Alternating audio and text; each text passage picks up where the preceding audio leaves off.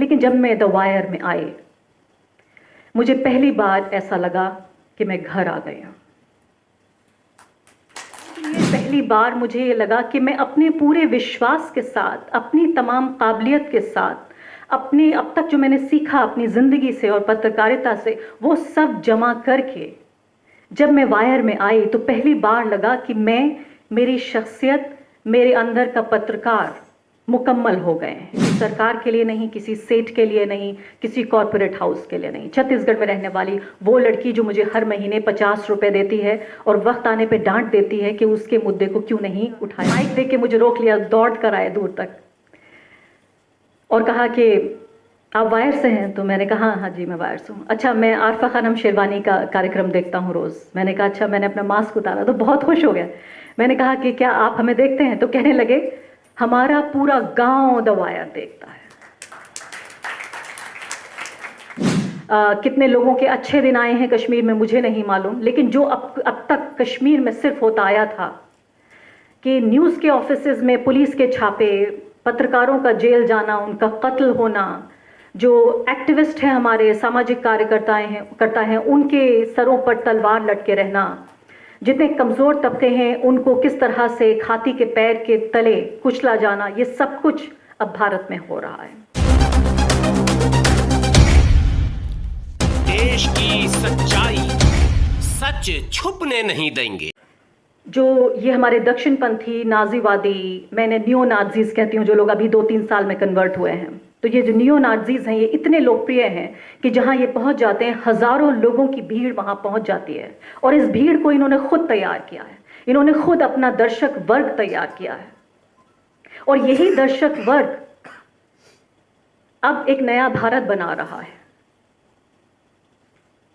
उस नए भारत के नए नेता हैं और ये पूरा जो तार है इसे बंधते हुए आप साफ साफ देख सकते हैं, क्योंकि ये बहुत ज़रूरी है कि अगर हमारे वक्त के जो खतरे हैं अगर उन्हें हम समझेंगे तो शायद, क्योंकि यहाँ मेरी तारीफ या अजीत जी की तारीफ काफ़ी नहीं है, हमें ये समझना होगा कि हमारी जो रीच है वो बहुत छोटी है। ठीक है, हम वहाँ पे मौजूद हैं, लेकिन एक नासूर को आप एक पेन किलर से ख़त्म नहीं कर सकते। ठीक है, कभी कभी लगता है दर्द थोड़ा कम हुआ, पेन किलर ले ली, लेकिन ये नासूर बढ़ता जा रहा है और आपको ये समझना होगा कि ये नासूर हर रोज किस तरह से आपके शरीर के दूसरे हिस्सों में फैल रहा है, पूरे शरीर पर कब्जा कर रहा है। इन पेन किलर से, छोटे छोटे पेन किलर से थोड़ी देर के लिए राहत जरूर महसूस होती है, लेकिन ये भी समझना जरूरी है कि ये जो बड़ा, जो जिसे हम तथाकथित मुख्य धारा का मीडिया कहते हैं, उससे लड़ना कितना जरूरी है। और सबसे ज्यादा शायद इस पर एक नई गोष्ठी, हमें एक अलग से गोष्ठी बिठानी होगी कि कैसे जो ये तथाकथित मुख्य धारा का मीडिया है इसका मुकाबला कैसे किया जाए। मैं इस वक्त नाम लेना चाहती हूँ उन तमाम पत्रकारों के, वो लोग जो 2021 में मार दिए गए। मैं समझती हूँ कि ये जो बिल्कुल सही एक तरह से माहौल, और इस वक्त ये दर्ज कराना बहुत ज़रूरी है कि जब हमारी बहादुरी के चर्चे हो रहे हों, वो लोग जो हम यहाँ पर आज़ाद खड़े हैं, बोल पा रहे हैं। मुझे नहीं पता कि मेरे यहाँ बोलने की कीमत क्या है, लेकिन कम से कम जब तक ये लब आज़ाद हैं तब तक तो ज़रूर बोला जाए। तो जिनके लब आज़ाद नहीं हैं उनका नाम भी लेना बहुत ज़रूरी है। 2021 में ये committee for protection of journalist CPJ, उन्होंने ये लिस्ट जारी की जिसमें उन्होंने बताया कि अविनाश झा, चेन्ना केशवलू, मनीष कुमार सिंह, सुलभ श्रीवास्तव, ये 4 लोग ऐसे हैं जिनकी हत्या कर दी गई। दे वर मर्डर्ड। रमन कश्यप को कहा गया कि वो बहुत डेंजरस असाइनमेंट पे गए थे इसलिए मर गए। 2021 की ये लिस्ट है। अब तक 2022 की लिस्ट में 2 लोगों के अलावा दानिश सिद्दीकी भी शामिल हैं। दानिश आपको मालूम होगा जो अफगानिस्तान में तालिबान के हाथों मारे गए। लेकिन 8 ऐसे लोग हैं जिनके मैं नाम यहाँ पर लेना चाहती हूँ, जिन लोगों को 2022 में अपनी आज़ादी गंवानी पड़ी और जेल उन्हें भेजा गया। 14 फरवरी को Fahad Shah, editor in chief हैं, वो द कश्मीर वाला, कश्मीर का अखबार है, अभी भी वो जेल में है। 5 मार्च 2022 को गौरव बंसल, रिपोर्टर हैं, हिंदी डेली पंजाब केसरी के, और उनके ऊपर पुलिस ऑफिसर से खराब बर्ताव, मिसबिहेव करने का आरोप लगाकर उन्हें जेल भेज दिया गया। 30 मार्च को अजीत ओझा, दिग्विजय सिंह जो डेली अमर उजाला के पत्रकार थे, इसके अलावा मनोज गुप्ता जो राष्ट्रीय सहारा के थे, इन तीनों को जेल भेज दिया गया। कोई सबूत नहीं मिले तो फिर ये रिहा हो गए। मार्च 30 को ही 1 महीने बाद ही इनकी रिहाई हुई। 17 अप्रैल को अब्दुल आला फजीली एक PhD स्टूडेंट थे यूनिवर्सिटी ऑफ कश्मीर के, उनको जो स्टेट इन्वेस्टिगेशन एजेंसी है SIA जम्मू कश्मीर की, उन्होंने अरेस्ट किया। उनके किसी ताज़ा काम के लिए नहीं बल्कि 11 साल पहले लिखे गए एक आर्टिकल के लिए जो उन्होंने लिखा था, कश्मीर वाला में ही लिखा था, the shackles of slavery will break, जिसमें उन्होंने कहा कि वो जो बंदिशें हैं गुलामी की वो टूट जाएंगी। इस नाम से उन्होंने आर्टिकल लिखा। 11 साल बाद उन्हें उसके लिए गिरफ्तार किया गया। 26 जून को 30 तसी तलवार को आप जानते हैं किस बर्बर तरीके से उनके घर में घुसकर उन्होंने कहा कि उन्हें चोटें भी आईं। वो अलग बात है कि फिलहाल वो उन्हें जमानत मिल गई है, लेकिन क्या ये जख्म कभी भुला दिया जाएगा? हम भूल पाएंगे किस तरह से उस महिला जो कि ह्यूमन राइट्स एक्टिविस्ट भी है पत्रकार होने के अलावा। मोहम्मद जुबैर को 27 जून को गिरफ्तार किया गया। लगभग 1 महीने तक बिना किसी जुर्म के उनको जेल में रख पाए। यानी सोचिए कि पूरे देश की जो मैं कहूँगी सत्ता की ताकत थी और उसका अहंकार किस तरीके से उन्हें दबाए रखा 1 महीने तक। उसके बाद जी न्यूज़ के पत्रकार थे रोहित रंजन, 7 जुलाई को उन्हें गिरफ्तार किया गया और जुलाई 17 को झारखंड पुलिस ने गिरफ्तार किया रूपेश कुमार सिंह को UAPA के तहत। अब मैं थोड़ी सी बात करना चाहती हूँ अपनी और मेरे संस्थान की। मेरे संपादक भी यहाँ बैठे हैं, सिद्धार्थ वरदराजन। मैं बहुत छोटे से कस्बे से आती हूँ, अजीत जी की तरह मेरे भी परिवार में कोई पत्रकार नहीं है। मैंने कभी नहीं सोचा था, मुझे लिखने का हमेशा शौक था, लेकिन ये नहीं मालूम था, लगता था कि मेरी माँ चाहती थी कि मैं डॉक्टर बन जाऊँ या टीचर बन जाऊँ, लेकिन मैं पत्रकार बनी। कैसे बनता है कोई पत्रकार? एक ऐसा पत्रकार जो साइटेशन में जिस तरह के अल्फाज कहे गए, हालांकि मुझे लगता है कि बहुत ज़्यादा है मेरे लिए, लेकिन फिर भी मैं कहूँगी कि आप लोग मुझे यहाँ सुनने आए हैं, लाखों लोग द वायर पर वीडियो देखते हैं हर रोज़। कैसे बनता है पत्रकार? मैं पिछले 20-22 साल से पत्रकारिता कर रही हूँ। मैंने बहुत सारे न्यूज़ संस्थानों में काम किया, ऐसे न्यूज़ संस्थानों में भी काम किया जिन्होंने मैं कहूँगी मुझे टीवी पत्रकारिता सिखाई। उन्होंने मुझे टेक्निकल जो एबिलिटीज़ हैं मेरे अंदर वो लेकर आए। लेकिन हमेशा ये लगा मुझे कि शायद मुझ में कुछ कम है। हमेशा ये लगा कि मैं दूसरों से कम हूँ। हमेशा ये लगा कि मैं जो हूँ, मैं जहाँ से आती हूँ, मैं कुछ बीट्स ऐसी हैं जो कवर नहीं कर सकती हूँ। मैं ऐसे न्यूज़ रूम में भी रही जो देश के सबसे धर्मनिरपेक्ष न्यूज़ रूम्स कहे जाते हैं। उन न्यूज़ रूम्स में जहाँ लोग कहते थे हरे रंग के कपड़े अगर पहन के आ गए और हिंदुस्तान पाकिस्तान का मैच हो रहा है तो मुझसे पूछते थे, are you cheering for Pakistan? क्या तुम पाकिस्तान का समर्थन कर रही हो क्योंकि हरे रंग के कपड़े पहन के स्क्रीन पे आ रही हो? मेरा काम था हर रोज़ खबर देना। ऐसे भी लोग थे जो मजाक मजाक में ये कहा करते थे, हेलो सिमी की मेंबर, कैसी हो तुम? तो इस तरह की ये बहुत सारी ऐसी कड़वी यादें हैं जो मैं जिन्हें कभी दोबारा दोहराना नहीं चाहती, लेकिन उसके बावजूद उन्हें भूल जाकर अगली सुबह फिर से काम पे आना। कई बार ऐसा हुआ कि कुछ इस तरह की ख़ास बीट हुआ करती थी जो ख़ास तरह के लोगों को नहीं दी जाया करती थी। ये बात चुभती थी ज़रूर, और चुभन इतनी कि बहुत साल गुजर जाने के बावजूद भी वो जो मैं कहूँगी जो ज़ख्म वो चुभन देती है, वो कांटे देते हैं, वो शायद कभी जाते नहीं। लेकिन जब मैं द वायर में आई, मुझे पहली बार ऐसा लगा कि मैं घर आ गई हूँ।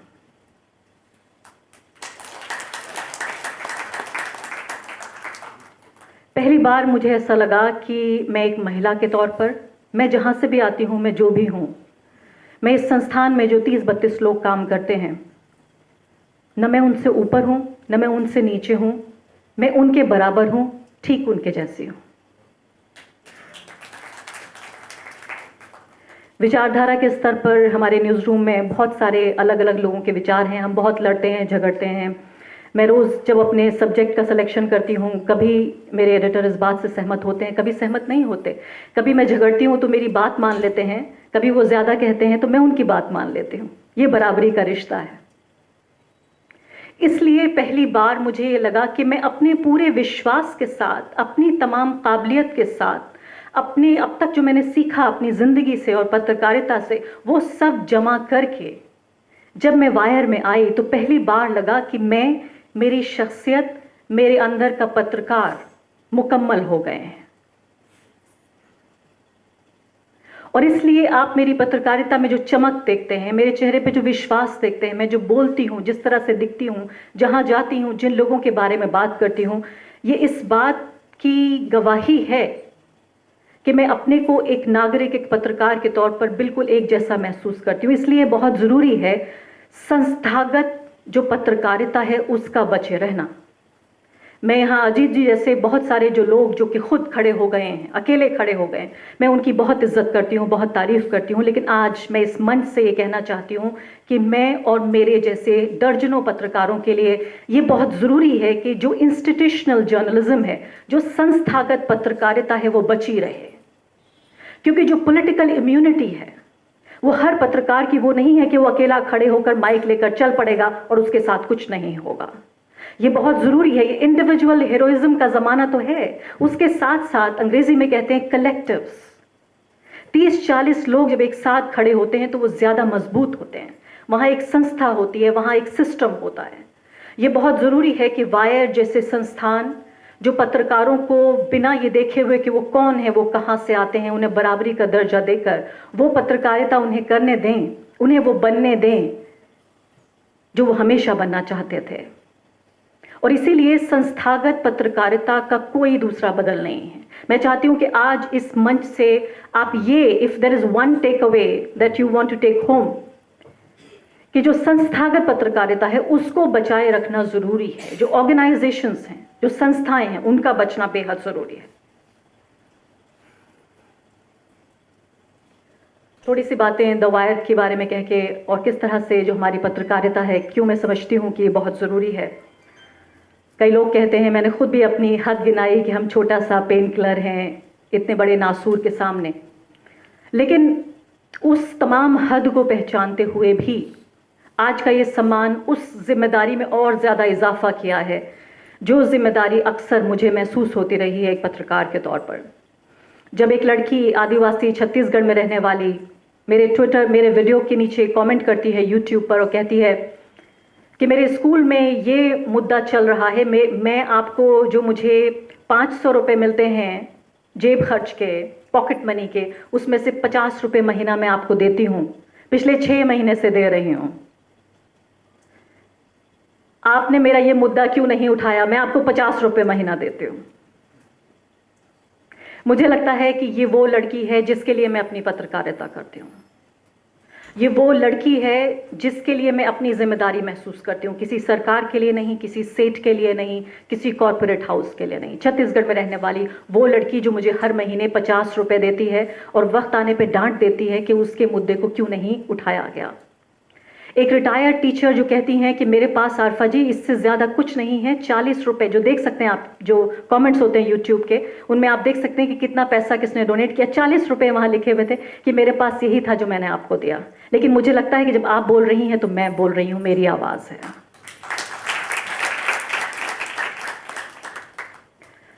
किसान आंदोलन जब मैं कवर कर रही थी, मैं भी बहुत बार वहाँ गई, साल भर कोशिश की कि हर रोज़ कवरेज होता रहे। किसान आंदोलन के वक्त बहुत सारे लोग मिले वहाँ। मैं कहूँगी एक नया ऑडियंस एक तरह से तलाश किया गांव देहात में। एक वीडियो भी आपने देखा होगा, वायरल हो गया था काफ़ी। जब मैंने पूछा उनसे कि मुझे पहचान लिया उन्होंने, मास्क मैंने लगाया हुआ था, मुझे पहचाना नहीं, मैंने मास्क लगा हुआ था। मेरा माइक देख के मुझे रोक लिया, दौड़ कर आए दूर तक और कहा कि आप वायर से हैं? तो मैंने कहा हाँ जी मैं वायर से हूँ। अच्छा, मैं आरफा खानम शेरवानी का कार्यक्रम देखता हूँ रोज़। मैंने कहा अच्छा। मैंने अपना मास्क उतारा तो बहुत खुश हो गया।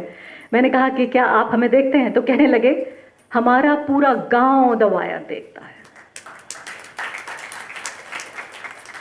किसने कभी सोचा था? हमेशा लगता था कि इंटरनेट एक प्रिविलेज मीडियम है, सिर्फ उन लोगों का जिनके पास पैसा है, रसूख है, मोबाइल फ़ोन जो उनके पास मौजूद है, इंटरनेट का कनेक्शन भी है। लेकिन जिस तरह से गांव देहात में ये यूट्यूब के ज़रिए द वायर, जो कि एलिट मीडिया भी कहा जा सकता है, अंग्रेज़ी माध्यम की वेबसाइट है, तो पूरा गाँव द वायर देखता है। तो कैसे पूरे गाँव को निराश किया जाए? इसलिए समझती हूँ कि बहुत ज़रूरी है बने रहना, टिके रहना। मैं अभी वापस लौट रही थी एक विदेश यात्रा से, मेरी माँ भी मेरे साथ थी। एयरपोर्ट पे एक लड़का जर्मनी से लौट रहा था, उसने मुझे देखा, रोक लिया, कुछ देर बातें कहने लगा और कहने लगा कि मैं रहता विदेश में हूँ, लेकिन मुझे बहुत इस बात का एहसास है कि आपकी पत्रकारिता बहुत ज़रूरी है। ये सब कह के बात ख़त्म हुई, हम लोग आगे बढ़ गए सामान लेकर। पीछे से वो दौड़ता हुआ आया और पूछा कि क्या आपकी ये माता जी है? मैंने कहा जी। बोला ज़रा रुक जाइए, एक बार इनके पैर छू लेता हूँ। और फिर मेरी माँ को कहा कि थैंक यू आंटी। तो यानी आप ये सोचिए कि लोगों के अंदर जिस तरह की एक भावनाएं है वो हर रोज़, मैं समझती हूँ, मैंने आपको बताया अभी कि जिस तरह के दबावों से हम दो चार हैं, मरसिए लिखे जा रहे हैं, जनाजे उठाने की बात हो रही है कि वायर ख़त्म हो गया, तबाह हो गया, इस ख़तरे से और इस दबाव से कभी नहीं उबर पाएगा, कभी रिकवर नहीं हो पाएगा। और ऐसे वक्त में वो 50 रुपये देने वाली लड़की, वो 40 रुपये देने वाले टीचर, वो पूरा गाँव जो दो वायर देखता है, वो जो लड़का जो मेरी माँ के पैर छूता है, उनको हम निराश नहीं होने देंगे।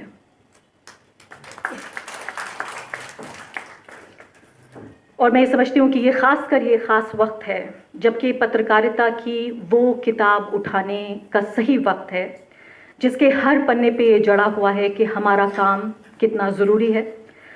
लोकतंत्र की हत्या के लिए वो समझते हैं, वो हमें इतना पता हो या ना हो कि हमारी कितनी ज़रूरत है, वो ज़रूर समझते हैं कि हम कितने ज़रूरी हैं, और इसीलिए समझते हैं कि अगर लोकतंत्र की संपूर्ण उन्हें हत्या करनी है तो उन्हें मीडिया की हत्या करनी ज़रूरी है। और इसीलिए वो हमारे जैसे हर व्यक्ति को सत्ता अपने रास्ते से हटा देना चाहती है। तमाम तरह का धन, बल और अहंकार लेकर आप ये देखिए कि जो सत्ता के नशे में जो मदमस्त हुए हैं, ये पूरे निरंकुश सत्ताधारी, वो ये समझते हैं कि अपने पैरों के तले वो हमें कुचल देंगे। जब सब कुछ खत्म होता हुआ महसूस होता है तो फिर मुझे याद आती है कश्मीर के उन लोगों की जिनकी आज़ादी छीन ली गई। इतनी खामोशी के साथ अब ये बताया जा रहा है कि सब कुछ कश्मीर में इतना बेहतर है कि कोई शिकायत नहीं है। पहले से ज़्यादा कश्मीर अब भारत का हिस्सा बन चुका है। मुझे ये तो नहीं मालूम कि कश्मीर का कितना इंडियनाइजेशन हुआ है। मैं ये ज़रूर समझती हूँ कि इंडिया का कश्मीराइजेशन ज़रूर हुआ है। जिस तरह से यहाँ हमारे अधिकारों को, आज़ादी को कुचला जा रहा है, अब तक सिर्फ कश्मीर में होता था। यहाँ से कितने जो दूध की नदियाँ बहती आई थी अभी भारत के बाकी हिस्सों में, वो कितनी दूध की नदियाँ वहाँ पहुँची हैं मुझे नहीं मालूम। कितने लोगों के खाते में 15 लाख गए हैं मुझे नहीं मालूम। कितने लोगों के अच्छे दिन आए हैं कश्मीर में मुझे नहीं मालूम। लेकिन जो अब तक कश्मीर में सिर्फ होता आया था कि न्यूज़ के ऑफिसेज में पुलिस के छापे, पत्रकारों का जेल जाना, उनका कत्ल होना, जो एक्टिविस्ट हैं हमारे सामाजिक कार्यकर्ता हैं उनके सरों पर तलवार लटके रहना, जितने कमज़ोर तबके हैं उनको किस तरह से खाती के पैर के तले कुचला जाना, ये सब कुछ अब भारत में हो रहा है। जब मेरी हिम्मत कम होती है तो मैं उनके बारे में भी सोचती हूँ, तमाम वो किसानों के बारे में जिन्होंने 1 साल से ज़्यादा तमाम तरह के मौसमों को झेल कर, कितने लोगों की वहाँ मौत भी हुई सरकार से। और ऐसे वक्त में जबकि इतनी मजबूत सरकार थी जिसका हिलना लगभग असंभव लगता था, उस वक्त में सरकार से एक तरह से मैं कहूँगी कि उन्होंने संघर्ष किया, उन्होंने वो टकराए, अपनी बात मनवाई। और सिर्फ ऐसा पिछले 8 साल में 2 मौक़ों पे हुआ है जब मोदी सरकार पीछे हटी हो, उसके कदम पीछे हटे हो। उसमें देश का सबसे कमज़ोर तबकों में से एक जो किसान तबका है वो भी शामिल था। और आखिर में फिर मैं याद करती हूँ शाहीन बाग की उन महिलाओं को, वो क्रांतिकारी, बेहतरीन, बहादुर महिलाएं जिन्होंने ऐसे वक्त में जबकि नरेंद्र मोदी अपने लोकप्रियता के चरम पर थे, पहले से भी ज़्यादा मैंडेट के साथ 2019 में वो चुन के आए थे, ऐसे वक्त में उन्होंने सत्ता से लोहा लिया, उन्होंने जवाब मांगा। और मैं ये कहूँगी कि भारत को, जो हमारा धर्मनिरपेक्ष लोकतंत्र है, जिसको हिंदू राष्ट्र बनाने की लगातार कोशिशें हो रही हैं पिछले 8 साल में, शाहीन बाग की महिलाएं इन दोनों के बीच एक दीवार बन के खड़ी हो गई। और उन्होंने कहा कि ये धर्मनिरपेक्ष लोकतंत्र का सफ़र अगर हिंदू राष्ट्र तक होके जाना है, इस संविधान की अगर हत्या होनी है तो हमसे होकर, गुजर कर आपको जाना पड़ेगा। मैं उनसे प्रेरणा लेती हूँ और ये समझती हूँ कि सब कुछ खत्म नहीं हुआ है। कुलदीप नैयर जी, उनकी विरासत, उन्होंने हमसे भी ज़्यादा मुश्किल दौर देखा, हमसे ज़्यादा उनके बारे में कई बार जिक्र हुआ, उनकी किताबों के बारे में जिक्र हुआ। उन्होंने बंटवारे का दर्द झेला, उनके सीने में जितने ज़ख्म थे, उन्हें मालूम था नफ़रत की कीमत क्या होती है। उन्हें पता था कि सभ्यताएं मिट जाया करती हैं, नफ़रत इतनी बड़ी चीज़ होती है, बंटवारा। मैं बहुत ज़्यादा अपने कंधों पे इस वक्त एक जिम्मेदारी का बोझ महसूस कर रही हूँ और उम्मीद यह है कि इस बोझ को उतारने का सिर्फ एक ही तरीका है कि बेहतर से बेहतर पत्रकारिता की जाए। और अपने को, आज तो मैं शायद उस योग्य नहीं हूँ, लेकिन मैं उस योग्य बनना चाहती हूँ जहाँ मैं कुलदीप नैयर की वारिस कहलाई जा सकूँ। और उन्हीं की विरासत का एक हिस्सा है कि मैं आप सबसे ये वादा करना चाहती हूँ कि ना तो मैं और मेरा संस्थान, ना हम डरेंगे, ना हम झुकेंगे, ना हम किसी दबाव के तहत आएंगे। हम इसी तरह सत्ता से की आंख में आंख मिलाकर उनसे हमेशा सवाल पूछते रहेंगे और उन्हें हमेशा राजधर्म याद दिलाएंगे।